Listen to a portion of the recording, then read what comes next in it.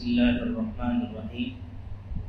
الحمد لله رب العالمين والصلاة والسلام على سيد المرسلين محمد وآله وصحبه أجمعين. أما بعد، قال الله تبارك وتعالى في كتابه المجيد والفرقان الحميد: أعوذ بالله من الشيطان الرجيم. بسم الله الرحمن الرحيم. ما جعل الله من بحيرة ولا سائبة ولا وصيلة ولا حام ولكن الذين كفروا يفترون على الله الكذب وأكثرهم لا يعقلون. وإذا قيل لهم تعالوا إلى ما أنزل الله وإلى الرسول قالوا حسبنا ما وجدنا عليه آباءنا أولو كان آباؤهم لا يعلمون شيئا ولا يهتدون. يا أيها الذين آمنوا عليكم أنفسكم لا يضركم من ضل إذا اهتديتم إلى الله مرجعكم جميعا فينبئكم بما كنتم تعملون. صدق اللہ العظیم. سورۃ المائدہ کی آیت نمبر 103، 104 اور 105 کی تلاوت کی گئی ہے. گزشتہ آیت میں آپ حضرات نے سنا سماعت کیا کہ جس طریقے سے وحی کے نازل ہونے کے وقت خواہ مخواہ فضول سوالات کر کے کسی چیز کو اپنے اوپر واجب کرنا درست نہیں ہے، اسی طریقے سے بغیر کسی نص شرعی کے خواہ مخواہ اپنے باپ داداؤں کے طریقے پر چل کر اور ان کی رسومات پر عمل کر کے کسی چیز کو حرام کر دینا بھی درست نہیں ہے. باپ داداؤں کی بات اور جو بڑے بزرگ ہیں ان کی بات تبھی قابل عمل ہوگی جب وہ قرآن و حدیث کی روشنی میں ہو، اور جب ان کی بات قرآن و حدیث سے ٹکرائے تو ان کی بات پر عمل نہیں کیا جائے گا.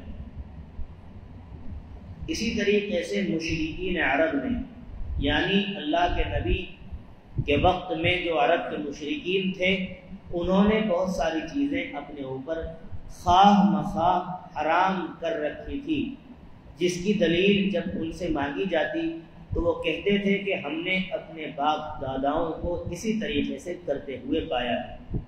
اللہ تبارک و تعالی ان سے فرماتے ہیں، کیا اگر تمہارے باپ دادا عقل نہ رکھتے ہوں اور ان کو کچھ بھی علم نہ ہو تب بھی ان کی بات مانی جائے گی؟ ہرگز نہیں.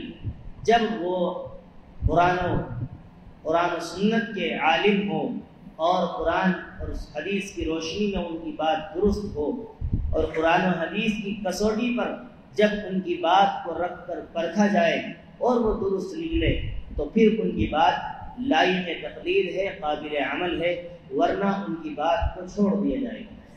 نہ ان کی بات نہ ماننے سے دنیا میں بھی کوئی نقصان نہیں ہے، آخرت میں بھی کوئی نقصان نہیں ہے. 4 طرح کے جانور جس کو عرب لوگوں نے خواہ مخواہ اپنے اوپر حرام کر رکھا تھا. بحیرہ، جو آج کی آیت میں ذکر ہے، آیت نمبر 103 میں. بحیرہ اس جانور کو کہا جاتا تھا جس کا دودھ بتوں کے نام پر روک لیا جاتا تھا کہ ہم اس کا دودھ نہیں پیئیں گے، اس جانور کا دودھ صرف بتوں پر چڑھایا جائے گا. تو ایسے جانور کو وہ اپنے استعمال میں نہیں لاتے تھے، نہ اس پر سواری کرتے تھے، نہ بوجھ لادتے تھے، نہ ان سے کوئی خدمت لیتے تھے، نہ ان کو جو ہے کھیت میں ہل چلاتے تھے ان کے ذریعے سے، نہ جو ہے اگر وہ کسی کے بھی کھیت میں گھس جائے ان کو کوئی کچھ کہتا بھی نہیں تھا. یوں کہتے تھے یہ تو بھائی جو ہے مقدس جانور ہے، کسی کی چاہے کھیتی خراب کر دیتے ہیں. اسی طریقے سے ایک جانور تھا سائبہ. سائبہ اس جانور کو کہتے تھے جس کو بتوں کے نام پر چھوڑ دیا جاتا تھا. پہلا جانور تو جس کا دودھ روکتے تھے اور دوسرا جانور جس کو بتوں کے نام پر چھوڑ دیا جاتا تھا. جیسا کہ ہمارے ملک ہندوستان میں سانڈ ایک جانور ہوتا ہے، گاؤں دیہات کی زبان میں اس کو بجار بھی کہہ دیتے ہیں، اور جہاں جہاں اپنی زبان میں کیا کہتے ہوں، اصل اردو میں اس کو کہتے ہیں سانڈ. یعنی گائے کا مذکر، گائے کا میل، یوں سمجھ لیجیے۔ اور افسوس کی بات ہے، یہ عجیب ناانصافی ہے کہ ایک طرف تو غیر مسلمین گائے کو ماتا کہتے ہیں۔ اب ظاہر سی بات ہے جو ماتا ہے اس کا میل جو ہے مذکر، وہ ظاہر سی بات ہے باپ ہونا چاہیے، لیکن سانڈ کو باپ نہیں کہتے۔ یہ عجیب ناانصافی، یہ دلائل ہے بات کرنے کا، لیکن اس طرح کہہ دوں تو بات بری لگ جاتی ہے۔ بھائی اگر جانور وہ بھی ہے، جانور یہ بھی ہے، جب یہ ماتا ہے تو وہ پتا کیوں نہیں ہے؟ لیکن بس اپنی طرف سے بنائی ہوئی باتیں ہیں، اس طرح کوئی چیز ہے ہی نہیں۔ تو اس کا رواج مشرکین عرب میں عمرو بن لحی نے ڈالا تھا، اس کا جانوروں کو بتوں کے نام پر چھوڑ دینا۔ اسی طریقے سے وسیلہ اس اونٹنی کو کہا جاتا تھا جو لگاتار مادہ بچے پیدا کرے، جو لگاتار مادہ، یعنی وہ کوئی مثال کے طور پر بچھڑا نہ جنے، سب جو ہے اس کی اولاد جو ہے وہ مؤنث عورت ہو، یہ بات سمجھانے کے لیے۔ اسی طریقے سے حام اس اونٹ کو کہتے تھے یا اس جانور کو کہتے تھے جو ایک خاص تعداد میں جس کی نسل ہوئی ہو، خاص تعداد میں اس نے جفتی کی ہو جانوروں سے، اور مسلسل 10 بچے جو ہے اس کی اولاد ہوئی ہوں، تو ایسے 4 جانوروں کو وہ اپنے استعمال میں نہیں لاتے تھے اور ان سے کسی بھی طرح کا کوئی کام لینا مناسب نہیں سمجھتے تھے۔ اللہ تعالیٰ فرما رہے ہیں یہ خام خواہ کی جاہلانہ رسم ہے، اس کا قرآن و سنت سے کوئی ثبوت نہیں ہے، اس کا قرآن حدیث میں کوئی ثبوت نہیں ہے، لہذا ایسے جانور کو بالکل استعمال کیا جا سکتا ہے، اس سے خدمت بھی دی جا سکتی ہے، اس سے حل بھی چلوایا جا سکتا ہے، اور اگر وہ جانور حلال ہے اس کو کھایا بھی جا سکتا ہے۔ اسی کو فرما رہے ہیں ما جعل اللہ من بحیرۃ ولا سائبۃ ولا وصیلۃ ولا حام، اللہ نے کسی بھی جانور کو تجویز نہیں کیا اور کسی بھی جانور کو یعنی شریعت کا حصہ نہیں بنایا ہے، اس اعتبار سے کہ اس کو اپنے اوپر محترم سمجھا جائے، نہ بحیرہ کو، نہ سائبہ کو، نہ وسیلہ کو، نہ حام کو، ولیکن الذین کفروا یفترون علی اللہ الکذب۔ اور جب ان سے پوچھا جاتا ہے کہ تمہارے پاس اس کی دلیل کیا ہے تو کہتے ہیں اللہ نے اس کو جو ہے حرام کیا ہے، جبکہ اللہ کی طرف سے اس طرح کی کوئی بات ہے ہی نہیں۔ ولیکن الذین کفروا، جو لوگ کافر ہیں وہ اللہ پر جھوٹ باندھتے ہیں، اللہ کی طرف جھوٹی نسبت کرتے ہیں، وَأَكْثَرُهُمْ لَا يَعْقِلُونَ، اور اکثر تو ناسمجھ ہیں، اکثر تو ناسمجھ ہیں۔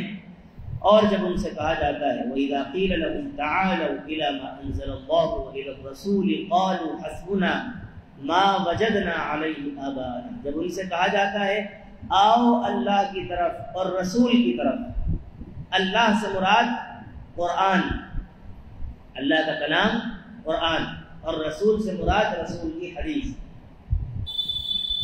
بعض لوگ حدیثوں کا انکار کرتے ہیں، وہ کہتے ہیں کہ بس جو ہے قرآن ہے، جو کچھ ہے قرآن ہے، حدیث تو نبی کی پرسنل بات ہے، ہمیں اس کو ماننے کی کوئی ضرورت نہیں ہے۔ ہیں اس طرح کے لوگ جو اپنے آپ کو اہل قرآن کے ٹائٹل سے موسوم کرتے ہیں، اپنے آپ کو اہل قرآن کہتے ہیں، وہی کہتے ہیں جو کچھ قرآن میں ہے وہ تو ٹھیک ہے، حدیث جو ہے وہ قابل تقلید نہیں ہے، کیونکہ وہ تو نبی کی اپنی بات ہے۔ اس آیت سے نبی کی احادیث کا بھی صحیح ہونا ثابت ہوتا ہے۔ اگر اللہ کو صرف قرآن کی بات کرنی ہوتی، اللہ کیا کہتا ہے تعالوا الی ما انزل اللہ، آؤ اس چیز کی طرف جو اللہ نے نازل کی، نبی کا نام کیوں لیتا؟ لیکن جس طریقے سے قرآن پر ایمان لانا فرض ہے، اسی طریقے سے حدیث پر بھی ایمان لانا فرض ہے، اور جس طریقے سے قرآن لائق اتباع ہے، قابل تقلید ہے، اسی طریقے سے اللہ کے نبی کی احادیث کو ماننا بھی ضروری ہے۔ اسی لیے کہا گیا وَإِذَا قِيلَ لَهُمْ تَعَالَوْا، جب ان سے کہا جاتا ہے آؤ اس چیز کی طرف جو اللہ نے نازل کی ہے، یعنی قرآن حکیم کی طرف، وَإِلَى الرَّسُولِ، اور رسول کی طرف، یعنی رسول کی باتوں کی طرف، احادیث کی طرف، وہ کہتے ہیں قالوا، حسبنا ما وجدنا علیہ آبانا، ہمیں تو وہی کافی ہے جس پر ہم نے اپنے آباء و اجداد کو، اپنے بڑے بزرگوں کو پایا ہے۔ اولو کان آباؤہم لا یعلمون شیئا ولا یہتدون، اللہ تعالیٰ کہہ رہے ہیں کہ اگرچہ ان کے باپ دادا اور ان کے بڑے بزرگ کچھ جانتے نہ ہوں، ان پڑھ جاہل ہوں، اور وہ ہدایت یافتہ بھی نہ ہوں، کیا تب بھی بات مانی جائے گی؟ ہرگز نہیں۔ جب ان کی بات قرآن و سنت کی روشنی میں درست ہوگی تبھی مانی جائے گی، ورنہ اس کا کوئی اعتبار نہیں ہے۔ یا ایھا الذین آمنوا علیکم انفسکم، اے ایمان والو اپنی فکر کرو، لا یضرکم من ضل اذا اہتدیتم، جب تم صحیح راستے پر رہو گے تمہیں دنیا کی کوئی گمراہ طاقت گمراہ نہیں کر سکتی۔ اس میں پچھلی آیت سے ربط یہ ہے، جب ان کو مسلسل دعوت دی جاتی لیکن اس کے باوجود بھی وہ عمل کرنے کو تیار نہ ہوتے، تو اب اللہ تعالیٰ مسلمانوں کو خطاب کر کے دراصل ان کو کہنا مقصود ہے۔ خطاب تو ڈائریکٹ مسلمانوں سے ہے، ایمان والوں سے، لیکن کبھی کبھی یوں کہتے ہیں کہ سامنے دو آدمی بیٹھے ہوں اور نصیحت کسی اور کو کرنی ہو، لیکن آپ اس کو ڈائریکٹ کوئی بات کہہ نہیں سکتے، تو آپ اس کو یا تو کامنلی بیان کریں گے عام طور پر کہ کسی کو پوائنٹ آؤٹ نہ کریں، یا اس کی برابر میں جو شخص بیٹھا ہے اس کو بات کہہ کر اصل بات سمجھانا مقصود ہوتا ہے دوسرے شخص کو۔ اس کو کہتے ہیں گفتہ آیت در حدیث دیگراں، یعنی بات کہہ کر دوسروں کی بات میں کہنا مقصود اس کو ہوتا ہے، گفتہ آیت در حدیث دیگراں۔ تو اسی طریقے سے اللہ نے اس آیت میں بھی مسلمانوں کو خطاب کر کے اصل ان کافروں کو سمجھایا ہے کہ تم جو اپنے باپ داداؤں کی بات پر اٹل ہو اور پکڑے ہوئے ہو اور اس کو چھوڑنے کو تیار نہیں ہو، اگر تم چھوڑ دو گے تو تمہیں ان کی بات کو نہ ماننا کوئی نقصان نہیں پہنچائے گا، بشرط یہ ہے کہ تم صحیح ہونے چاہیے۔ جب تم ہی صحیح نہیں ہو تو پھر اللہ کی طرف سے کیا اجر و ثواب تو آنا ہے۔ تم درست ہو جاؤ، دنیا کی کوئی گمراہ طاقت گمراہ نہیں کر سکتی۔ آج جب لوگوں سے کہا جاتا ہے کسی بات کو تو لوگ یہ کہتے ہوئے نظر آتے ہیں کہ جی فلاں تو ایسا کر رہا ہے، فلاں ایسا کر رہا ہے، فلاں ایسا کر رہا ہے۔ اس کا مطلب یہ ہے کہ آپ کو اپنی فکر لاحق نہیں ہے۔ جب آپ کو اپنی فکر ہوگی تو ظاہر سی بات ہے آپ کسی کو نہیں دیکھیں گے، بس پھر خود صحیح عمل کرنے کی کوشش کریں گے۔ بہت ساری مثالیں دی جا سکتی ہیں۔ کسی کو داڑھی رکھنے کو کہو تو کہتے ہیں وہاں مصر میں داڑھی نہیں رکھتے، سعودی میں نہیں رکھتے، آپ سعودی والوں کے ساتھ خبر میں لیٹیں گے؟ بتائیے مجھ کو، کیا آپ ہر چیز سعودی کیوں سعودی کا نام دیا جاتا ہے؟ سعودی میں تو اس وقت نہ جانے کس طرح کے برے کام ہو رہے ہیں۔ سنیم اگر وہاں کھلوا دیا، عورتوں کی ڈرائیونگ کو وہاں جو ہے نافذ کر دیا گیا، کوئی غلط بات نہیں ہے۔ اسی طریقے سے تاش کے اڈے اور جوئے سٹے کے اڈے وہاں کھل گئے ہیں، تو سعودی میں تو پتہ نہیں کیا کیا ہو رہا ہے، اور یہ سچ ہے، بالکل پوری دنیا کے سامنے منظر ہے، اور یہ ڈری چھپی بات نہیں ہے۔ سعودی میں اس وقت جو موجودہ بادشاہ ہے محمد بن سلمان، جو کراؤن پرنس ہے، جو ولی عہد ہے، اس نے اس طرح کے قانون نافذ کیے ہیں جو شریعت اسلام کے سراسر خلاف ہے۔ اس کی وجہ کیا ہے؟ ان لوگوں کی تعلیم امریکہ میں ہوئی ہے، اگرچہ وہ عرب ہیں لیکن ان کی پڑھائی لکھائی ہوئی ہے یہودیوں کے پاس، وہ تمام اثر لے کر کے وہاں اس کو نافذ کر رہے ہیں۔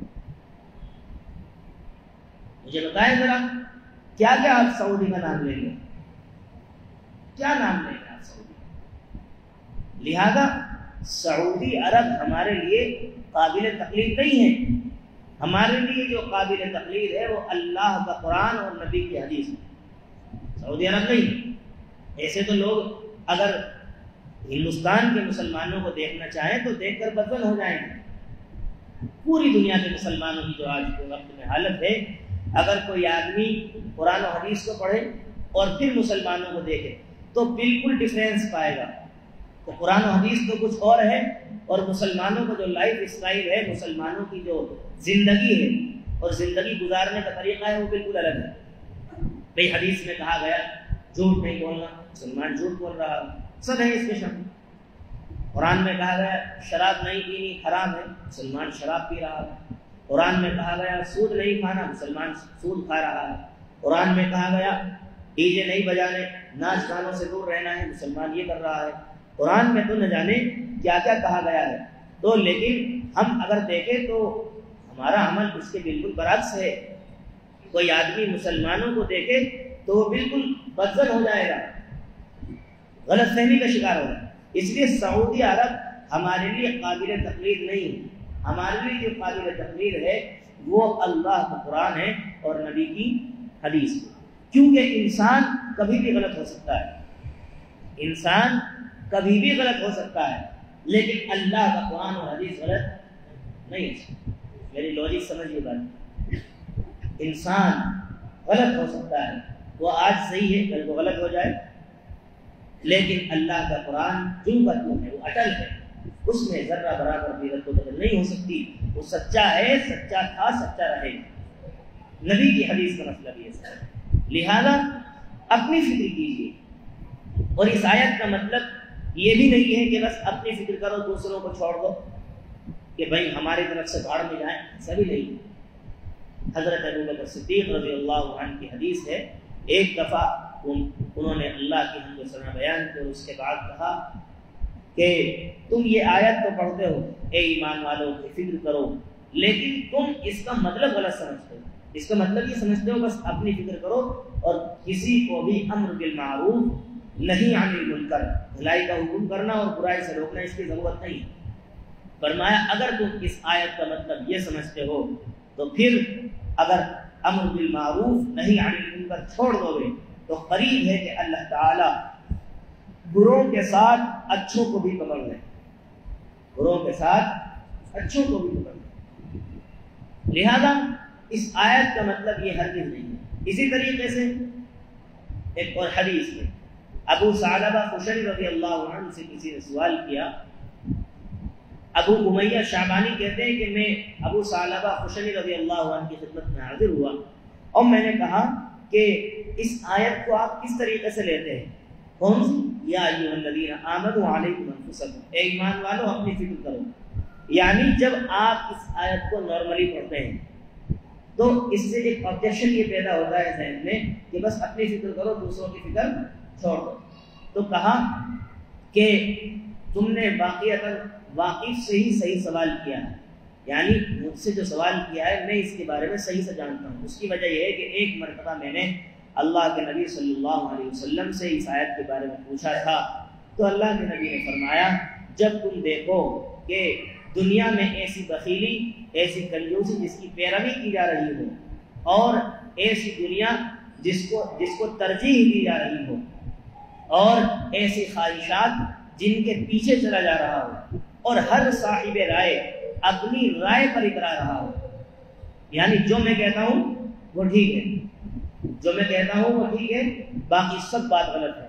یہی ہو رہا ہے نا آج کل، ہر انسان اپنی شریعت پرائیویٹ لمیٹڈ بنائے ہوئے ہیں، جو جس کی سمجھ میں آ رہا ہے وہ شریعت ہے، قرآن و حدیث کی کوئی ویلیو نہیں۔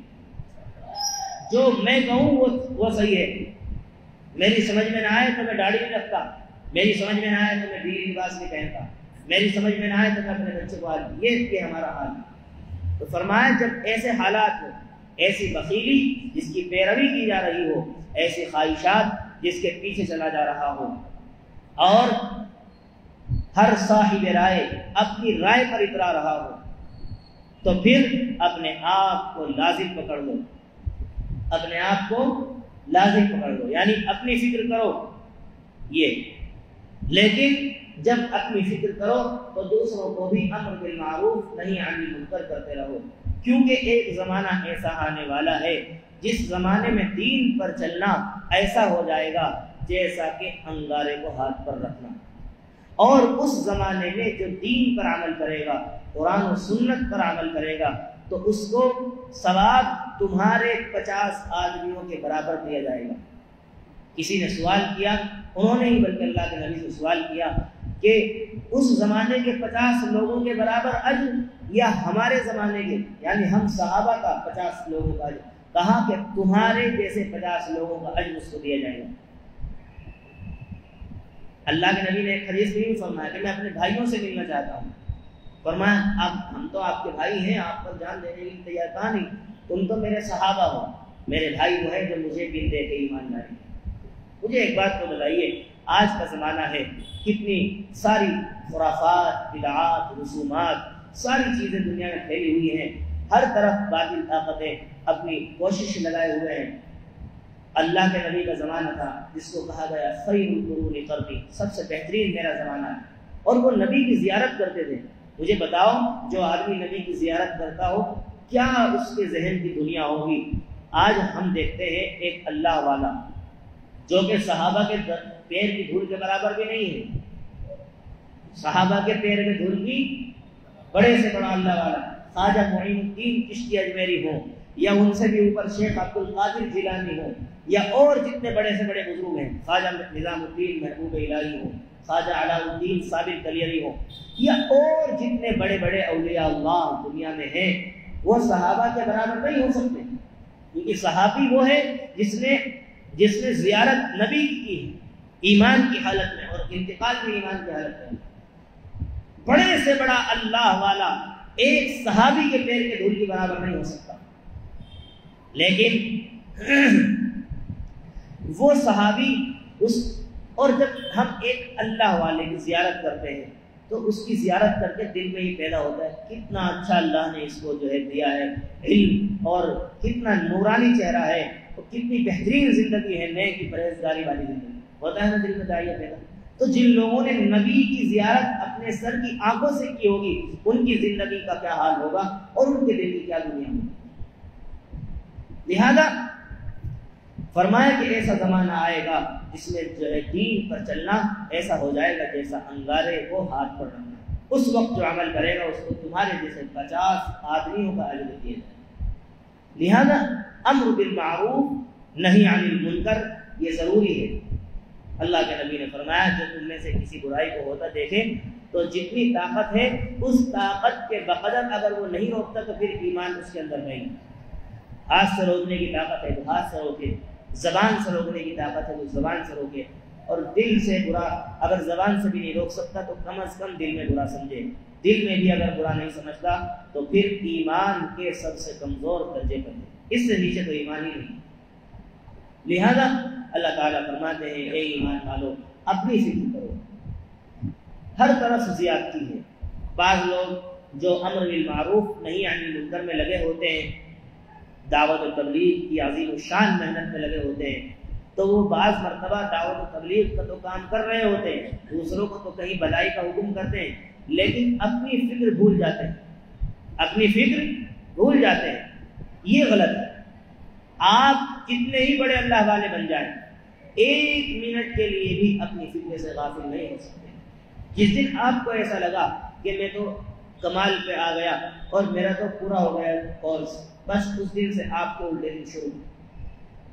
کتنے بڑے اللہ والے بن جاؤ یہ سمجھو میں گنہگار ہوں، میں گنہگار ہوں، میں خطا کار ہوں.